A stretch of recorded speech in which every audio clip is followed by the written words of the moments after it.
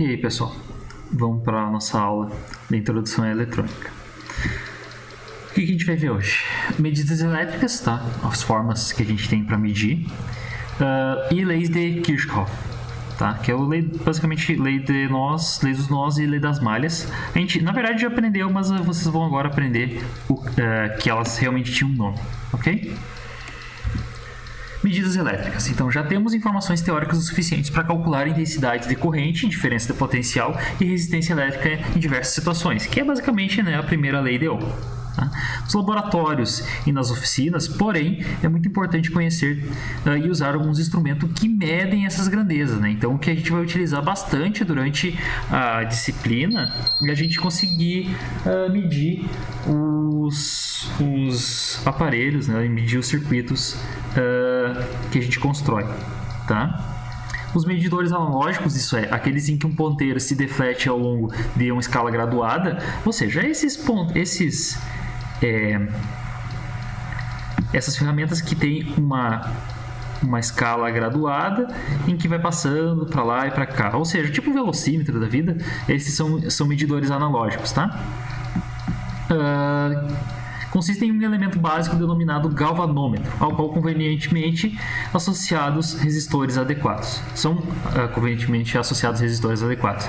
Então esse instrumento consegue detectar correntes elétricas de baixíssimas intensidades e que a deflexão desse ponteiro é proporcional à intensidade da corrente que passa por eles. Tá? Então ele consegue medir a corrente que passa por esse aparelho aqui.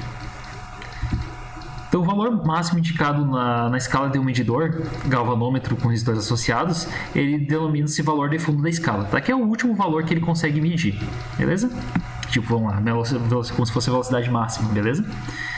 Então, a seguir, vamos ver como os medidores devem ser usados e as condições necessárias para que não provoquem modificações significativas nas grandezas dos circuitos quando neles são introduzidos. Ou seja, lembrando que quando a gente for medir alguma coisa, a gente pode interferir no funcionamento daquele circuito só pelo ato de medir, tá? Então, a gente vai tentar ver como que funciona e tentar mitigar isso. Medição da intensidade da corrente elétrica, tá? Então, como a gente faz para medir a intensidade da corrente elétrica, tá? O nosso querido I. Como é que a gente faz para medir a intensidade da corrente elétrica? Para medir a intensidade de uma corrente elétrica, usamos um instrumento denominado amperímetro, tá? Então, o amperímetro mede os amperes, que é a corrente elétrica. Então, nos esquemas de circuitos elétricos, o amperímetro é simbolizado assim. Então, quando a gente vê em algum circuito essa bolinha com A dentro, isso aqui significa que nós temos um amperímetro, tá? Amperímetro. Beleza? Que a gente tem aqui uma figurinha que simboliza um amperímetro, que mede justamente, se vocês conseguirem ver ali, ele mede em amperes, tá? Então, para medir a intensidade da corrente elétrica em um trecho de um circuito, ele é necessário que o amperímetro sinta essa corrente, ou seja, é necessário que a corrente passe por ele. A única forma, lembrando, pessoal, a corrente elétrica ela vai estar passando pelo fio e num segmento de fio aqui em série, a corrente ela vai estar passando por inteira, né? Então, como é que a gente faria para medir? Para usar o amperímetro. Professor, eu vou colocar um fio aqui e depois eu boto o outro fio aqui na outra ponta? Não dá, porque senão o que vai acontecer? Vamos dizer que eu tivesse colocado o amperímetro assim, tá? Vamos dizer que o amperímetro fosse aqui e isso aqui não existisse, fosse um fio normal, tá? O que ia acontecer? A corrente ia se dividir, parte ia vir para cá e parte ia vir para cá. Por quê? Porque eu estou dividindo o fio. Ela está agora fazendo dois caminhos. Então, esse amperímetro aqui, ele ia sentir parte da corrente, ele não ia sentir a corrente como um todo, beleza? Então, por isso nós não podemos fazer ligar dessa forma. A gente só pode ligar o amperímetro, tipo, arrebentando o fio no meio e ligando uma ponta do perímetro aqui e a outra ponta de volta aqui. Então, nós vamos como se fosse vir aqui esse fio, a gente vai arrebentar ele. E aqui é a continuação do fio. A gente vai arrebentar esse fio, vai ligar uma ponta do amperímetro nele e a outra ponta na outra ponta. Aí o que vai acontecer? A corrente vai passar obrigatoriamente pelo amperímetro e dessa forma a gente vai conseguir sentir toda a corrente que estiver passando por esse segmento de fio ali, tá? Então, portanto, o amperímetro deve ser introduzido em série com o trecho considerado, tá? Então, é como se eu estivesse inserindo o amperímetro em série no circuito, tá? Deixa eu dar uma apagada aqui. Então, eu tenho que inserir o amperímetro em série. Ou seja, se eu quero medir quanto que está passando de corrente aqui, eu tenho que colocar ele exatamente nesse ponto aqui desse fio, tá? Desse condutor. Eu não posso ligar ele em paralelo, como se fosse, que eu tinha mostrado anteriormente, assim, ó. Tipo, colocar um perímetro aqui e ligar assim. Isso aqui eu estou ligando em paralelo. Dessa forma, novamente, a corrente vai vir parte para cima, parte vai continuar, tá? Então, ele não vai medir, ele não vai sentir a corrente toda, ele vai sentir uma parte da corrente. Então, não tem nem como fazer isso. Então, a única forma de medir com o amperímetro é eu arrebentar o fio e parte dele ser ligado no perímetro e a outra parte ligado de volta, tá? Ou seja, eu estou ligando ele em série. Ok? Então, o perímetro A em série com o trecho DA a C, então esse trecho aqui DA a C, o perímetro A1 em série com o trecho C e D, tem o perímetro A1 com o trecho C e D, e o perímetro A2 no trecho E e F, tá? Medem as intensidades das correntes nos trechos I. Então, esse amperímetro aqui mede essa corrente aqui. Esse amperímetro A1 aqui mede a corrente I1. E esse A2 mede a corrente I2, tá? Que é justamente as correntes que estão passando por cada um dos amperímetros. Então, aqui, como que a gente ligaria o amperímetro? Olha só, aqui, por exemplo, eu tenho 4 pilhas aqui ligadas em série, que estão alimentando uma lâmpada. E como é que eu faço para medir quanto de corrente que está passando nesse circuito? Eu tenho que pegar uma ponta, arrebentar ela. Antes, essa pontinha aqui estava ligada nessa pontinha aqui da lâmpada diretamente. O que eu fiz? Arrebentei o fio, numa ponta eu ligo num terminal do amperímetro e a outra ponta ligo no outro terminal do amperímetro, e com isso eu vou sentir a corrente, porque justamente toda a corrente vai estar passando por dentro do amperímetro, tá? Não vai estar passando nenhuma corrente por fora do amperímetro. Então, o amperímetro vai sentir toda essa corrente que está passando por ele e vai medir corretamente. Ok? Então, vamos ver agora que o amperímetro modifica a intensidade da corrente em um circuito quando é incluído nele, porque o medidor, como todo condutor, possui uma resistência elétrica que vamos chamar de resistência interna e simbolizar pelo símbolo RI, ou seja, a resistência da corrente que está passando pelo amperímetro. Então, veja a figura a seguir, em que um resistor de resistência R está submetido a uma diferença de potencial constante U. Okay? Então, aqui a gente tem um bom e velho circuito. A gente está passando uma corrente sobre um resistor. Ok? Então, só um pouquinho. Eu tenho que dar essas pausas para cuidar o que a impressora está imprimindo aqui. Estou no IF cuidando da impressora 3D.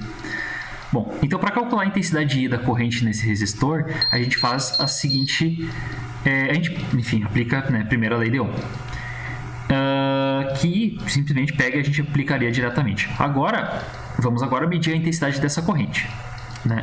Para isso, introduzimos o amperímetro em série com o resistor de modo que a corrente passe por ele. Né? Então, a gente vai arrebentar o fio, nesse exemplo aqui, a gente vai arrebentar esse fio nesse ponto aqui e a gente vai inserir um amperímetro em série aqui com esse circuito, em que o amperímetro ele já tem a sua resistência I, ok? Pelo fato de o amperímetro ter uma resistência interna RI, o amperímetro vai modificar a intensidade da corrente no resistor. Afinal, eu estou inserindo um outro resistor em série, né? Que passa a ter o valor I', diferente do DI, que DI dado por... Então, o I' ele vai ser a soma da resistência que já existia no circuito mais a resistência interna do próprio amperímetro, tá? Então, eu vou modificar, eu tenho que adicionar aqui na primeira lei de Ohm a resistência do amperímetro para eu poder calcular agora quanto que vai ser o valor da corrente que ele vai medir. Beleza? Então, note então que o amperímetro ele registra um valor I' e não o valor I que queríamos medir. Ou seja, a sua inclusão no circuito acarreta um erro no resultado experimental que precisa ser minimizado. Tá? Então, a gente vai Professor, a gente tem alguma escolha de não inserir o perímetro e medir quanto que está passando de corrente? Não, sem modificar de alguma forma a corrente não tem como, infelizmente. Mas a gente vai ver agora, né, os amperímetros ideais, né? Observe que, na medida de I', esse valor tenderá a I se RI, que é a resistência do amperímetro, tender a zero. Ou seja, quanto menor for a resistência interna do amperímetro, mais próxima da corrente original estará a sua indicação. Então, olha só, quanto esse aqui mais perto de zero for, menos vai modificar essa resistência aqui e logo menos vai modificar a corrente que está sendo medida, tá? Então, quanto menor for a resistência do amperímetro, melhor, tá? Mas claro que infelizmente, ele vai oferecer algum tipo de resistência, né? Os amperímetros da vida real.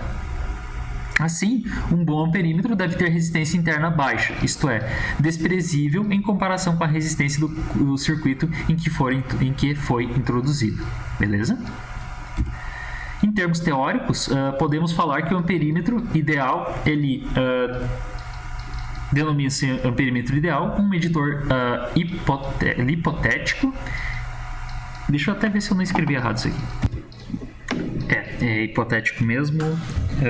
Eu ajeitei agora no PDF, depois eu já posto no SIGA.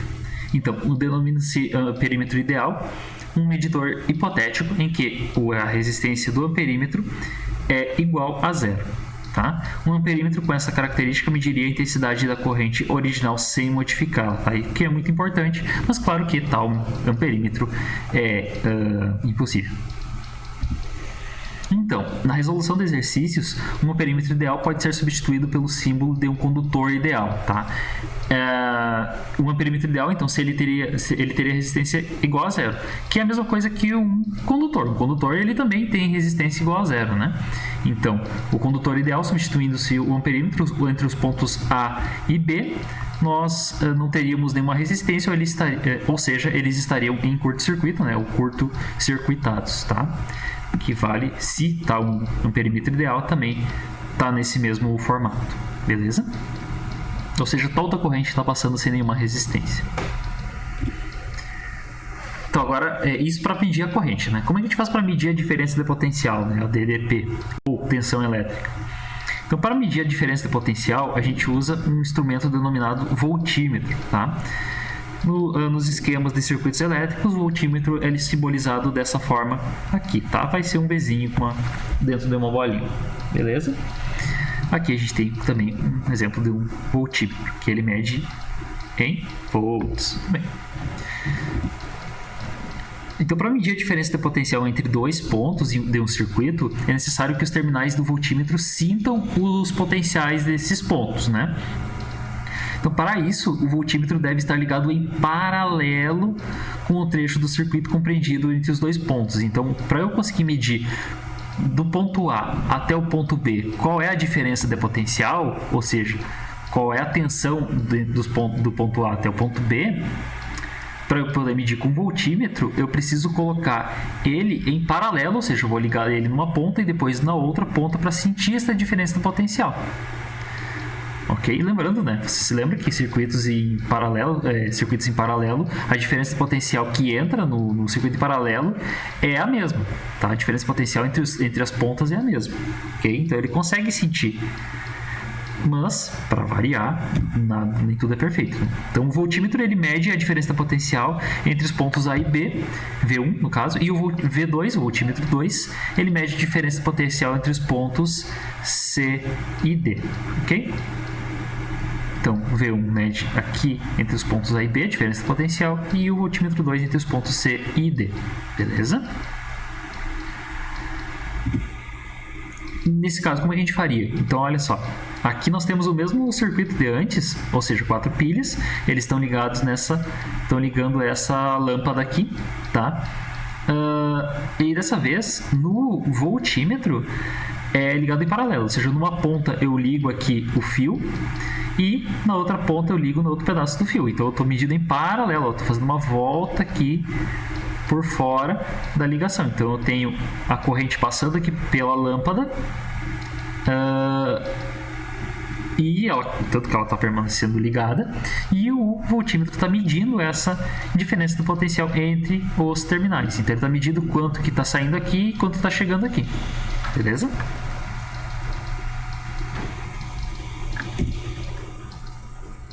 Vamos ver agora que a inclusão do voltímetro também acarreta um erro no resultado experimental, ou seja, modifica a diferença do potencial entre os dois pontos em que é ligado. Tá?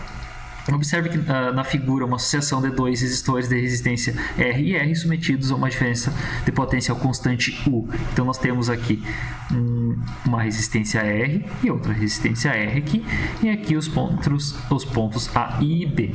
Beleza? Então, a intensidade I da corrente nesse circuito é dada por. Então, para eu poder calcular a corrente, eu preciso somar ambas as resistências e pegar a DDP, diferença de potencial, e dividir por essas resistências. Para calcular a diferença de potencial entre os pontos A e B, por exemplo, a gente tem que fazer o seguinte. Então, a diferença de potencial do ponto A e B, ou seja, eu quero medir essa diferença de potencial aqui, ó, do ponto A e B, tá? Eu quero saber quanto que está chegando aqui e quanto está saindo daqui para fazer a diferença, né? A diferença do potencial. Nós temos, então, para poder calcular isso, nós vamos pegar a resistência e multiplicar pela corrente. Ou seja, é a mesma coisa que a gente vai substituir no lugar do I, aqui, eu vou substituir por essa fração aqui. Ou seja, a diferença potencial do ponto A e B é igual à resistência multiplicado pela diferença de potencial dividido pela soma das resistências. Ok? Então agora vamos medir a diferença potencial entre A e B. Para isso, ligamos o voltímetro que possui uma resistência interna RI em paralelo com o trecho A e B. Então, para eu poder medir o trecho A e B, eu vou colocar uma ponta do voltímetro aqui no ponto A e a outro terminal do voltímetro, a outra ponta do voltímetro no ponto B. Ok? É assim que eu faço para medir, então, o trecho de A e B. Fazendo essa ligação, a resistência total do circuito se modifica e, consequentemente, a diferença de potencial entre A e B também se modifica. Assim, o voltímetro vai medir uma diferença de potencial diferente daquela que a gente queria medir. Lógico, da mesma forma que o amperímetro, né? E travou. Então, o voltímetro só mediria corretamente a diferença de potencial entre os pontos A e B se sua inclusão não modificasse a resistência dos pontos A e B, que com a presença dele é dada por. Então, a resistência dos pontos A e B é a resistência dele vezes a resistência da corrente, dividido pela resistência mais a resistência da corrente também. Então vamos dividir o RI por R, o numerador e o denominador dessa expressão. Então a gente vai lá, a gente divide e a gente vai ter como resultado a resistência de A e B é igual a resistência dividido pela resistência dividida pela resistência de RI mais 1. Tá? Observe que nessa última expressão, que se RI for muito maior que R, o quociente RI será desprezível e a resistência entre pontos A e B será praticamente igual a R, que é o que queremos. Concluímos então que um bom voltímetro deve ter resistência interna elevada, isso é, muito maior que a resistência que está em paralelo com ele. Tá? Ou seja, o ideal do voltímetro é que a resistência dele aqui tendesse ao infinito. Opa, isso aqui virou um 8, eu queria desenhar um infinito.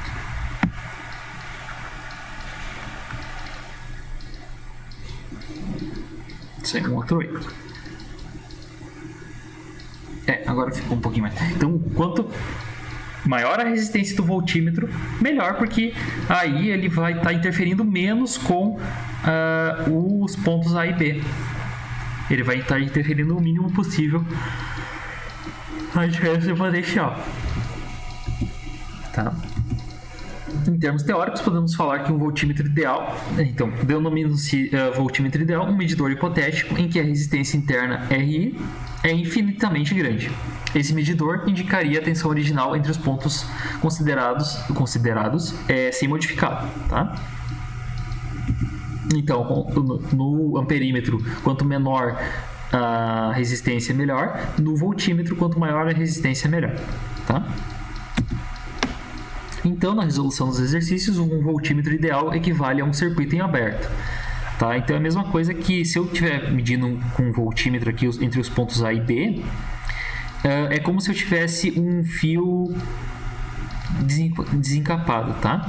Ou desencapado, um fio sem ligação, tá? Como se eu não tivesse a ligação entre esses dois fios, beleza? Porque justamente a ideia é que aqui exista uma resistência infinita. Se há uma resistência infinita, não há corrente passando por aqui, entendeu? Ou seja, resistência infinita, não tem corrente passando. Ou seja, como se os fios não estivessem nem ligados um ao outro. Então, o voltímetro ideal equivale a um circuito aberto, ou seja, a corrente nele tem intensidade nula porque sua resistência é infinitamente grande. Beleza? Infelizmente, isso não existe, né? Você sabe que não existe voltímetro nem perímetro ideais. Tá? Note que esse voltímetro hipotético é ideal apenas no que se refere à perturbação provocada no circuito. Se existisse esse instrumento, não funcionaria, pois nenhuma corrente passaria por ele. E é justamente essa corrente que provoca a deflexão do ponteiro. Então, observe a montagem a seguir e suponha que os medidores usados sejam bons, né? Então, a gente tem aqui um circuito com duas pilhas, em que está passando por um amperímetro. Lógico, esse amperímetro aqui, ele está em série com esse circuito. Aqui, ó, eu arrebentei o fio no meio, coloquei numa ponta aqui, outra ponta aqui. Aqui, agora eu tenho ligado num resistor. Eu tenho um fiozinho do resistor aqui, ligado a ele. E nesse resistor, ó, tá vindo aqui a corrente do amperímetro e tá indo para de volta as pilhas, né? E em paralelo está o voltímetro, ou seja, eu faço uma ligação, ó, é uma bifurcação aqui, onde que parte da corrente vem para cá, parte da corrente vai para o resistor, e o voltímetro vai medir apenas a diferença de potencial entre esses dois terminais. Em comparação com a resistência R do resistor, a resistência interna do amperímetro é desprezível e a resistência do voltímetro é muito maior. Tá? Ou seja, tenho aqui uma resistência quase zero e aqui eu tenho uma resistência quase infinita. Tá?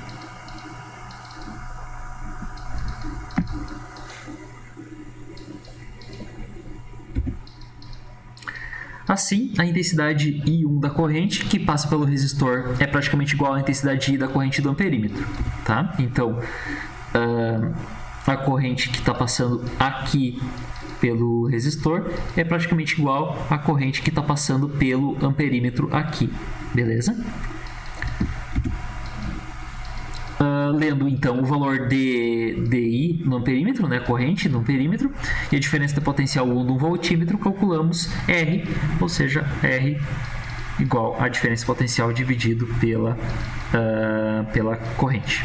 Existe um instrumento apropriado para medir essas resistências, que ele é chamado de ohmímetro. Tá? Ele mede justamente a resistência. Para isso, basta ligar os terminais desse instrumento aos terminais do resistor. Tá? Então, a gente tem o amperímetro, o voltímetro e tem o ohmímetro. Tá?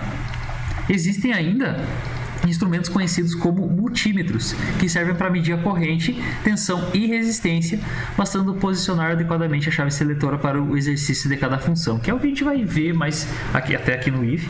Claro que não é exatamente igual a esse, mas a gente tem os nossos multímetros aqui, beleza? Essa parte aqui de cima a gente mede é um ohmímetro, né? Pode ver que tem um símbolo aqui, ó, do ohm, que aqui a gente vai medir quantos ohms tem o resistor. Aqui nós medimos a diferença de potencial, por isso tem o V aqui. Aqui também. E aqui nós medimos o amperímetro, se não me engano. Voltímetro, amperímetro.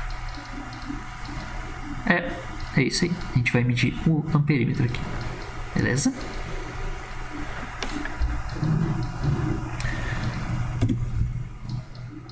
Ponte de Wheatstone. Então, a associação de 4 resistores, representada na figura a seguir, é denominada ponte de Wheatstone. E ela é útil na determinação experimental da resistência de um resistor. Bom, justamente recebe esse nome porque foi idealizado pelo físico inglês Charles Wheatstone, tá? Que nasceu em 1802 e morreu em 1875. Bom, nessa montagem, R1 e R4 são resistências conhecidas e R3 é uma resistência variável, porém conhecida também, tá? E R2, porém, é uma resistência, tá faltando todos os acentos, é uma resistência desconhecida que queremos determinar. Observe também a presença de um galvanômetro G com os terminais ligados nos pontos C e D. Tá? Então a gente tem um galvanômetro aqui ligados nos pontos C e D. R1 e R4 são resistências conhecidas. R2 é uma resistência desconhecida, eu não sei qual é o valor de R2. E R3 é uma resistência variável, mas é conhecida. É como se fosse um potenciômetro, né, que a gente viu na aula passada. Ok? Com a intenção de determinar o R2, a gente vai variar o R3 até o galvanômetro indicar zero, ou seja, até que deixe de passar corrente por ele. Tá? Então a gente vai ter o galvanômetro aqui que está passando corrente por ele, beleza? Aí o que a gente vai fazer? Isso aqui, você lembra, é tipo um potenciômetro. Você lembra como é que é o potenciômetro? O potenciômetro é como se fosse o botão do rádio, sabe, que a gente gira. E no caso do potenciômetro, ele vai aumentar ou diminuir a resistência. Então a gente vai aumentar, vai mexer no resistor 3 aqui, até que a corrente aqui indicada no galvanômetro seja zero, ok? Ou seja, se for igual a zero, porque então não está passando corrente por ele. Quando isso acontecer, os potenciais C e D serão iguais, ou seja, a diferença do potencial DC e D será zero, e diremos que a ponte estará em equilíbrio, ou seja, vamos lá, vamos dizer que aqui está passando, vou chutar qualquer valor, 10 volts, e aqui vai estar passando 10 volts também, ok? Então a diferença de potencial entre os pontos C e D, 10, menos 10 é quanto? Zero. Então eu não tenho diferença de potencial, ok? Não importa se eu tenho tensão maior que zero nos pontos C e D, mas a diferença de potencial entre eles é zero, ok? Então logo não está passando corrente, tá? Ou seja, a gente diz que a ponte está em equilíbrio. Note que, havendo corrente no galvanômetro, isso quer dizer que R1 e R2 são percorridos por uma corrente de intensidade I, enquanto R4 e R3 são percorridos por uma corrente de intensidade I linha, ou seja, eles vão de R1 e R2, por esse caminho aqui vai estar percorrendo uma corrente e por aqui vai estar sendo percorrida outra corrente, olha só. A gente vai ter correntes diferentes passando tanto por cima quanto por baixo, tá? Então podemos escrever que a diferença de potencial do ponto AC vai ser igual à resistência 1 multiplicada pela corrente, e a diferença de potencial de A e D vai ser a resistência 4 multiplicada pela corrente linha, tá? Ou seja, a diferença de potencial A menos a diferença de potencial C vai ser igual à resistência 1 multiplicado pela corrente I, e a diferença de potencial A e menos aqui não é a diferença potencial, aqui é a tensão de D, vai ser igual à resistência 4 multiplicado pela corrente I linha. Tá? Como a tensão de C e D vão ser iguais, ou seja, como aqui no ponto C e D nós vamos ter o mesmo valor, por exemplo, 10 volts nesse exemplo, a expressão a gente pode simplesmente... C e D vão ser iguais, né? A gente simplesmente esquece eles, né? Então R1 vai ser igual, vai ser R1 multiplicado por I igual a R4 vezes I linha, tá?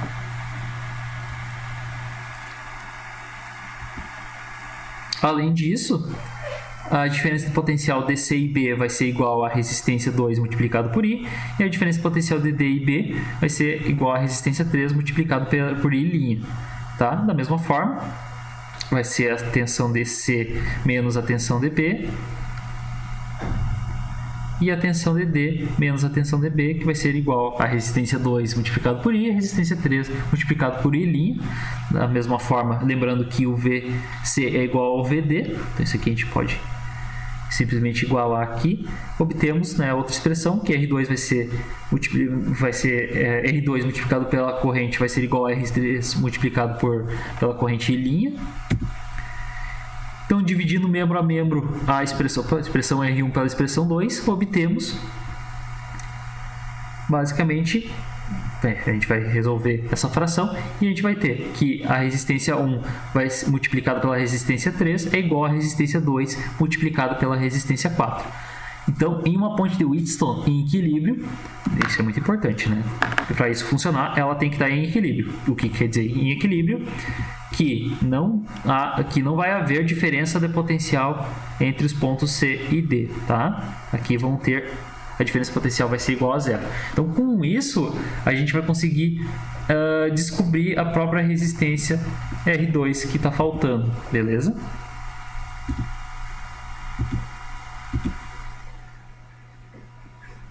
Ou seja, então, em uma ponte de Wheatstone, em equilíbrio, os produtos das resistências de ramos opostos são iguais, tá? Então, R1 vezes R3 vai ser igual a R2 vezes R4. Tá? Então, ou seja, o R1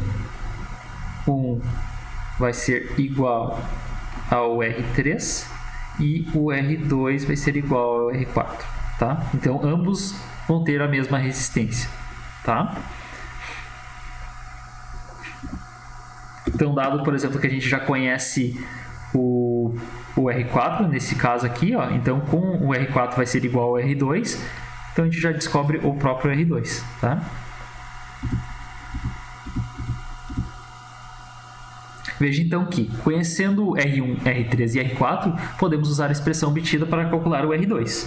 Normalmente, a ponte de Wheatstone é colocada em prática de uma maneira mais simples, substituindo-se dois dos resistores por um fio homogêneo AB de seção transversal uniforme.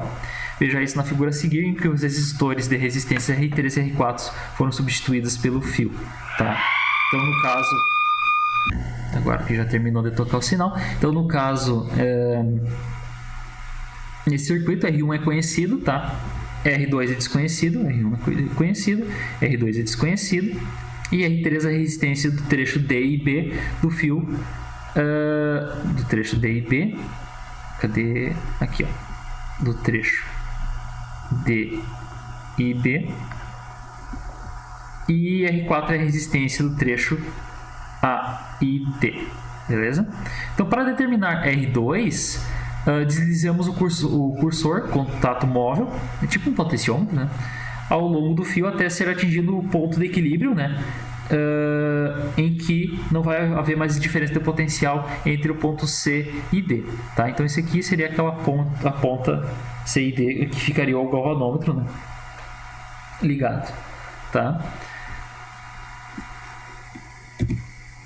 No equilíbrio, sabemos que R1 vezes R3 é igual a R2 vezes R4. Entretanto, pela segunda lei de Ohm, as resistências R3 e R4 são proporcionais ao comprimento de fio D e B e A e D, respectivamente. Tá? Então, através da segunda lei de Ohm, a gente consegue reescrever, né? Então, a resistência 1 multiplicada pelo trecho D e B vai ser igual à resistência 2 multiplicada pelo trecho AD,